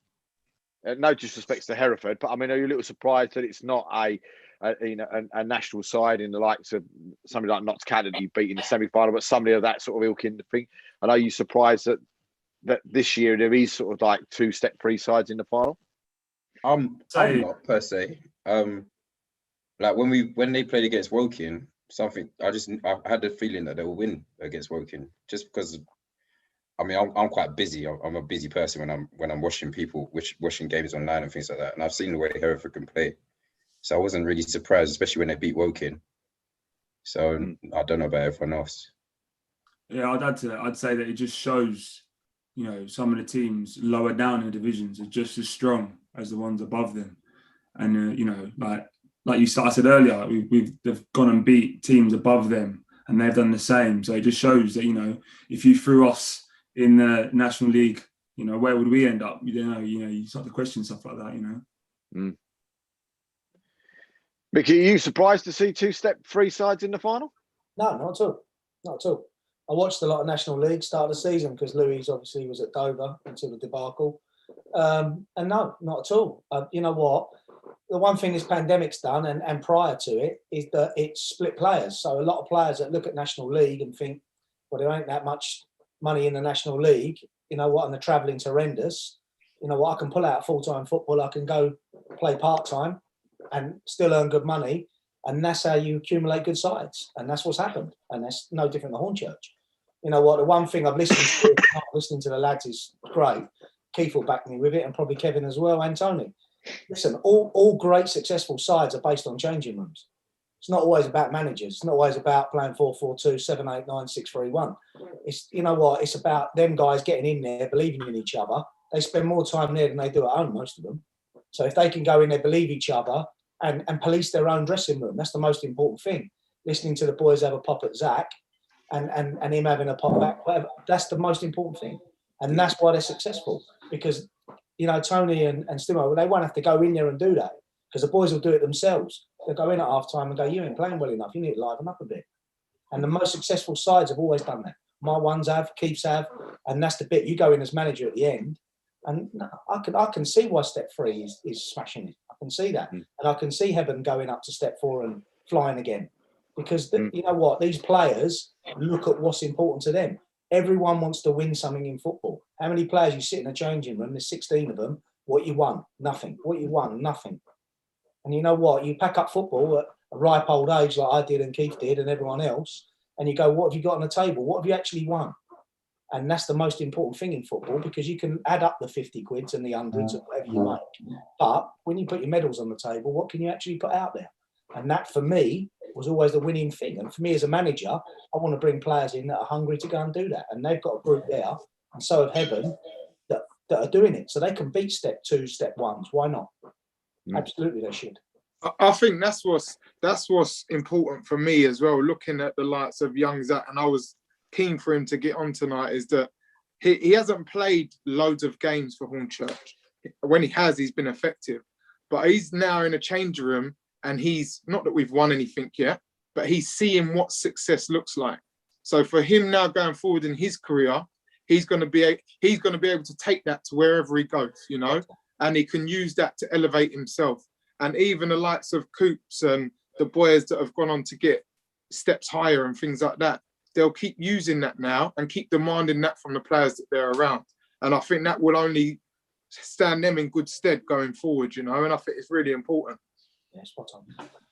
Tone, I mean, are you going to get a visit to Wembley beforehand? I mean, are you going to take the boys going to get like a pre-visit to Wembley, or is that not allowed because of COVID, or is it just going to be on the day? Oh, you should ask him that question. There's complicated questions like that. I'm just in charge of Piggy.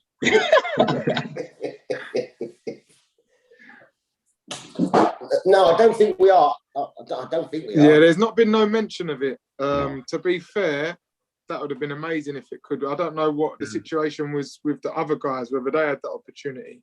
But yeah, there's not been no mention of that. And as we're travelling up on the Friday, obviously with boys and work and things like that, I'm not sure that as a group that everyone would be able to do that, having taken the Friday off to travel anyway. But yeah, it's no mention of it so far. Kevin, did you do that? I mean, it's a bit of a distance for you, but I mean, did you get the opportunity to do that? No, we couldn't due to COVID reasons and stuff. But the only way we could have done it is if we wanted to put photographs of fans in and stuff. But no, we didn't do it because of the COVID restrictions. Didn't enable us to do it. What I will say to the guys is, from a player's point of view, and listening to a couple of them earlier on saying, the biggest stadium in the country, which it is, that pitch is no bigger than any other pitch that they love playing on. It's how they handle the occasion. It's how they handle the stadium makes it look a little bit more intimidating than what it is. But once they find that range on there, they'll be absolutely fine. And now that I've met a couple on here, I'll be rooting for them on the day. Appreciate it. going to say, and I was going to mention this as Zach being the youngest, but it goes out to all the lads as well. What's the most enjoyable part of the cup run you've had so far? And obviously, you know, you've got the best to come. But overall, around you being that, what one would you say? For me, it's probably Darlington. Yeah. I think that was a big one for us. And just, I think, as Lou said earlier in the interviews, in the podcast, is that the camaraderie that it brought, just traveling up and then coming back down and winning, knowing that you've done a good job as well. I think it was just a lot for me, kind of thing. And I don't think anyone really expected us to do much against Darlington. I thought everyone thought that we were going to be done against Darlington. That would be it. But I think for me it was Maidstone. I think that game was just mad. Like to go 1-0 down, to get 1-1 and 2-1 at half time. Like sitting on the bench was just hard to watch. I think there's so many goals in that game. It was just so hard to watch. I'd say for me, Darlington, the journey up there. And then we had, I think you spoke about it last time on the podcast, it was like the table tennis and the darts. You know, it was good. It was a good, you know, say 24 hours it was. And then the game, it had highs and lows. And then we had like a 4.5 hour coach journey home, which was, you know, you can imagine a lot of singing and dancing was going on. Yeah. And I think as well that, you know, at Notts on the way home, a lot of boys were knackered just emotionally. You know, after the game, if you've seen some of the photos, there was a few grown men shedding big tears. So, you know, it definitely took it out emotionally on the way home. So it wasn't as exciting on the way home until we got to the clubhouse, you know, and the fans were there and the flares were going off, like Tony said. But yeah, for me, definitely Darlington. Yeah, I'd echo that. The hardest thing for me was going to Notts, trying to recreate that whole trip to Darlington, because like the boys have just said exactly what I say. The trip, the performance, the result, the journey back, and then you draw Notts County, and it was, can you recreate that whole weekend? You know, because it seemed like it was impossible to recreate that. But here we are today talking about going to the National Stadium, you know? So, yeah, it's crazy. It was a crazy trip. Liam? Yeah, to be honest, I'd say Notts County for me, personally. I think the build-up to Notts County was totally different, obviously, to Darlington, because you got the final in one side of your head, and obviously if you lose, you're out. But for me, it had to be Notts County. It was the biggest club we played in the competition, the biggest ground that we played at. And for me, when I play against better teams, I probably perform a bit better. And I felt like that was probably the game where I actually had more belief in us than I did when we went to Darlington. If to be totally honest, I felt more comfortable going to Notts County away than I did at Darlington.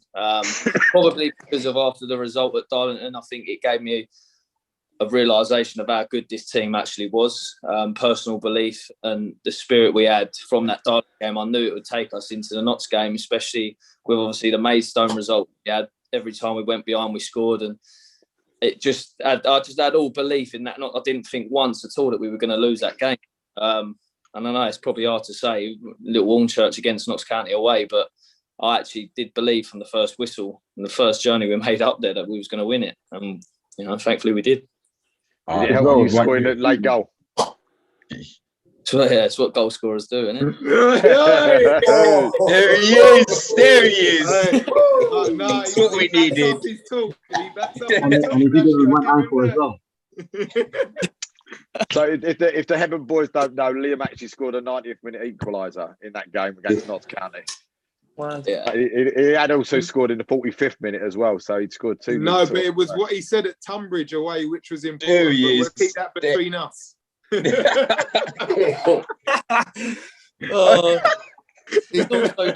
also say it. Oh, God. No, that's for our changing room. That yeah, no, keep that under wraps. Hey, I've heard some comments before, but that was the greatest comment I've ever heard in football. It weren't at the time though, Tone, because he weren't doing it. But we can't say nothing now. You just arrived. You just arrived as well. Yeah, I literally did. Yeah, You literally just arrived 2 days before. I had fire in the belly, Tim. That was it had to come out, and it did. No, but I agree with what Nashi is saying about where he never doubted that we were gonna beat Notts County. I said it to my mate at Darlington after. I said we're gonna draw Notts County and we're gonna beat them, and then no one believed me. And then the boys and I don't think anyone took us seriously at all, like my friends and things like that. And then when we did it, everyone was calling me saying, "Yeah, you guys called it," and things like that. So no, I agree with what Nashi was saying as well. But it was a weird semi-final because I suppose everybody was expecting it to be Notts County versus Woking in the final. When they looked at the draw, and then to see both on the day both underdogs actually winning on both games was just incredible. You're right there, Tom. We're keeping you up. Son. No, not really. My wife just came and made a cup of tea, put the kettle on, and couldn't hear a thing. So, what was your favourite? What was your favourite game then, mate? The boys have said theirs. What was your favourite round leading up to the final? Game leading up to the final? Oh, Bowes and Pitsy, first game. Get that one, and then it's all ahead. Get that one out of the way. The second game, sorry. In this competition, especially with Stimo, you are under pressure now because you're expected. You're expected to go all the way, and so to get past the first game, local team, local derby, not bad side, decent side. So to beat them, that was obviously the start of it. But as the boys said, Darlington, Notts County for me because I see Spence cry like a little girl, and to see the boys. Now, if you look at the photographs, and you can see the expressions of these boys, there ain't nothing better to see the happiness, what they've achieved. So, Notts County, me, purely to just see the happiness, because nothing better, especially with this time with COVID and everything is down and gloom. I try to keep everyone up all the time, but to see them smile. That Notts County game, I had a lump in my throat just watching the boys. Yeah, so not for the result, but for what the boys have achieved and their happiness, because they're special bunch. So not only are you going to be playing, in the final, you're also going to be playing in front of, should we say, quite a few people on TV. Any of you guys actually played in a TV game before?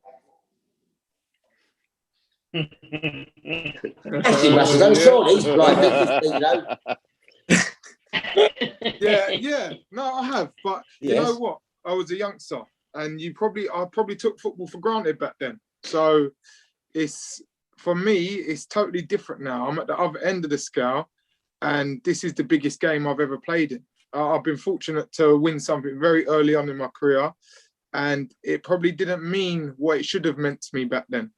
But now I understand what winning is. And someone mentioned it earlier about sitting in changing rooms and asking people what you've won. And winning is the hardest thing to do. And if you can be a consistent winner, well, your career takes you where you deserve to go, But at this level of football, there's not many that can turn around and say they've won leagues, won promotions and things like that. So that's what's important for me now going into this game, is to come out of it saying we've won something, because that stays with you forever, You have to say it because you're close to retirement, Spence. That's why. Yeah, no, 100%. But that's what makes it even more special, because it's like it's taken me that whole football journey to get to this point, And I wouldn't change it. I wouldn't change it for nothing. Who was to think that I'll be playing in a cup final, or potentially playing, because we don't know what could happen between now and then, potentially playing in a cup final I'm going to say it, at Wembley at the age of 33 and a half, come away as a winner, you dream, like you said earlier, you dream of that stuff. And Inspiration. we don't want to take it for granted. It's not just about turning up for the day. Yeah.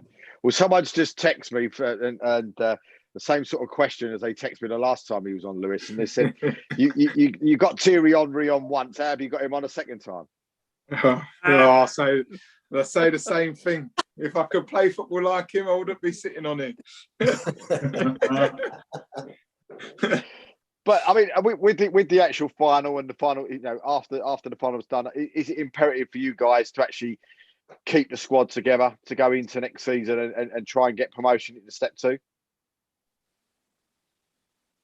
100%. It's going to be difficult, but the club have done ever so well to keep people already, because there were offers for plenty of the squad to go up to National South, Conference South, and things like that. But again, this journey's just added to the boys' opportunities, so I'm sure they'll be trying to keep hold of everyone. It will be difficult, but I think the change room is a massive pulling factor for a lot of the boys that will have those offers. And who do you think, guys, next season will be your biggest challenges for getting into step 2? For the usual suspects, you probably have Worthing, you have Folkestone. Lewis will be there now, wouldn't they? Yeah, I was going to say Lewis. Now. Yeah, but I've only been in non-league for about 3 years, and I can see how things just change within 2 weeks. So you literally never know.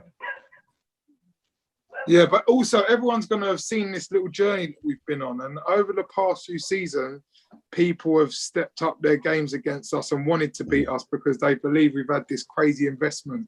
And now with this journey and this success, I keep saying success, we've won nothing yet, but with the journey we've been on, it's going to earmark us again for those teams. They're going to want to beat us, or even players wanting to come and be a part of our group. And that's what it's about. That's what it's about. But do you think you'll be next season if you was lucky enough to win the final? Does that then sort of put a bullseye on your chest then for next season going into the Isthmian Prem, because everybody's going to be wanting to play a little bit more because they want to beat Hornchurch, who are the FA Trophy winners, if that was the case? 100%. I mean, like Lewis said, everyone who plays Hornchurch anyway, if they come away with 3 points, they've had a massive result. Yeah. So add that on top of with winning the trophy and being in the media and potentially on TV. I bet you teams will come and it'll be like their cup final playing us, which sounds crazy, but it will. Teams are desperate to beat Hornchurch now, let alone after the final. Yeah, and echoing what Nathan said, just that there was we played a game in the cup. No, we played a game in the league, and what started off kind of started off the whole cup run, where they were banging on our doors and making all the noise because they beat us. I won't mention the team, but they know. They know. That was the biggest thing, and I remember everyone looking in the change room and saying, "Oh, you know what? We'll take that, and we're gonna come back." And then literally from there, the cup run just started, and yeah. And did we play them in the cup? Yeah, we did. No, I'm just asking for a friend. I don't know, Tony. I think we've worked out why Tony don't pay any fines. Because he can't even afford the electric bill. Look, he's just disappearing there in the screen. All of a sudden, he's just disappearing.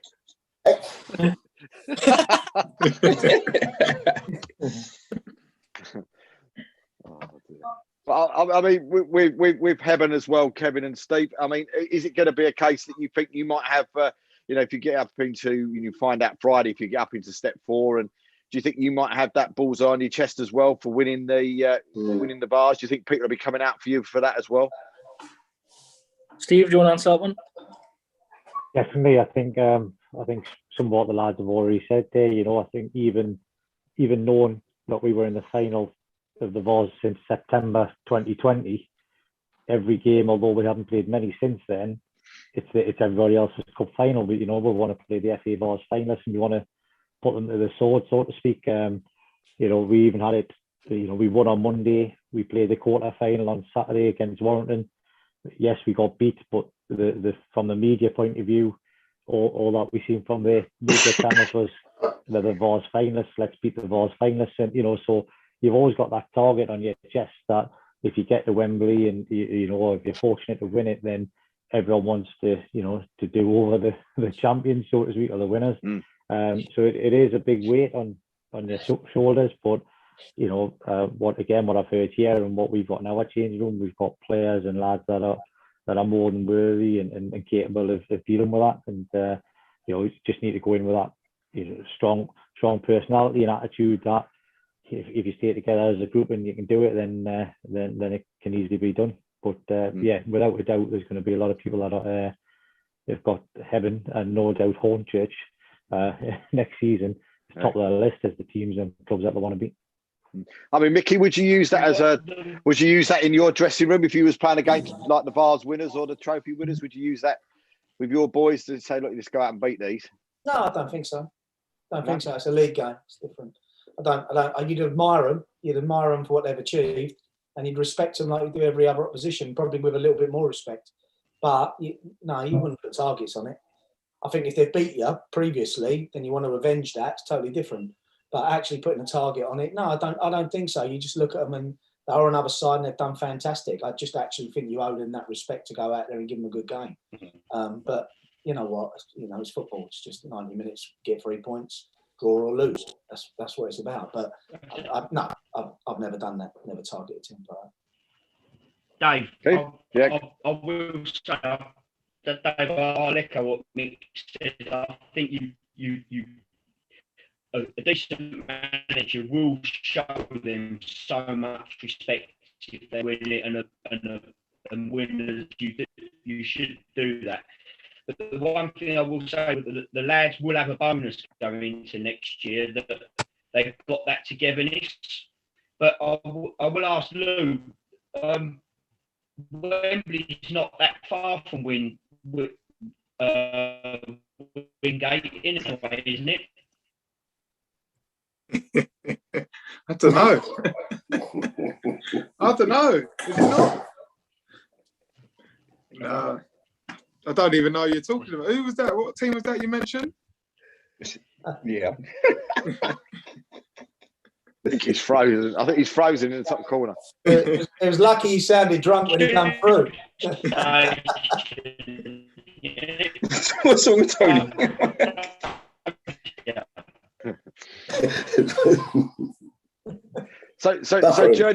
So journey wise then, guys. I mean, so you're better now. Yeah, we can hear you better now. Yeah. Yeah, you're better now, mate. No, he's not. No, he's not. He's disappeared again. Yeah. But I mean, with your journey to Wembley, so you're going to go up there Friday, stay in a hotel Friday, and then stay there for the Saturday as well.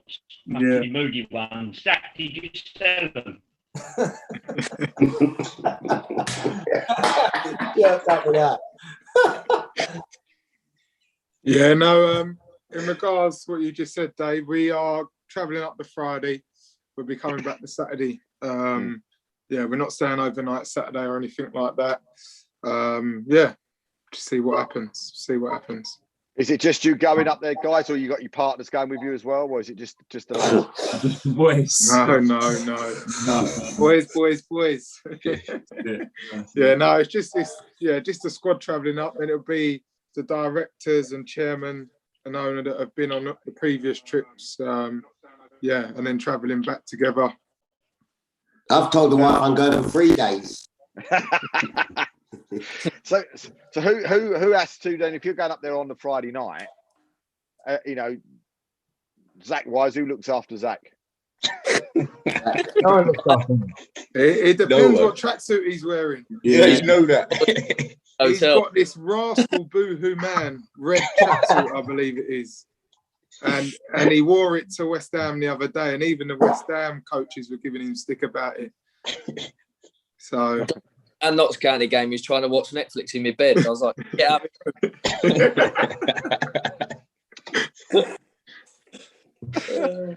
No, he'd be in bed by 7 o'clock. I think I'll have a new tracksuit by then. Hope so. Right, listen, lads. We've also got a barber, our own barber. Yeah. Oh yeah, club. Yeah. Yeah, we had a barber. All the boys were having his hair cut. The young goalkeeper, Finney, started cutting hair during COVID, and now he just does the boys. He's as happens. He's done well financially, isn't he? He's done well. Himself about 60 quid that night. Yeah. Ben, is that your barber? And look what he done. Didn't go back. Who done yours, Tone? The council? Yeah. I used to have an afro. Same as me. Yeah. Brilliant. But listen, guys, we appreciate all of you coming on tonight. It's been a fantastic night. Really enjoyed every single minute of it. And I do wish Mickey all the very, very best with Seven Oaks and coming up to the season. And please, again, pass our best wishes on to Paul when you see him during the week. And to the Heaven boys, and fantastic. And congratulations again for all your achievements. Yeah, brilliant. In tough times, and massive congratulations to you guys. And of course, to the boys from Hornchurch, all the very, very best. Everybody's going to be behind you next Saturday. So we wish you all the very, very best with that. And hopefully you'll come away with what you deserve. So we'll see you then. Thanks a lot. But from me and Keith, we'd just like to say a massive thank you to everybody that supported us again this season. And we really are appreciative of everybody that sits and watches and enjoys the show. Massive thank you as well to Paul Lansdale, the sponsor from Reposs as well. Me and Keith will be back at the end of July, beginning of August, with the 10th year and 10th series of the D&K show. We'll be back then, and hopefully we'll have a bit of football to talk about instead of just talking about voids and all this sort of business. So hopefully we will have that back. But until then, massive thank you for everybody for joining us tonight. Until then, good night. Yeah. Take care.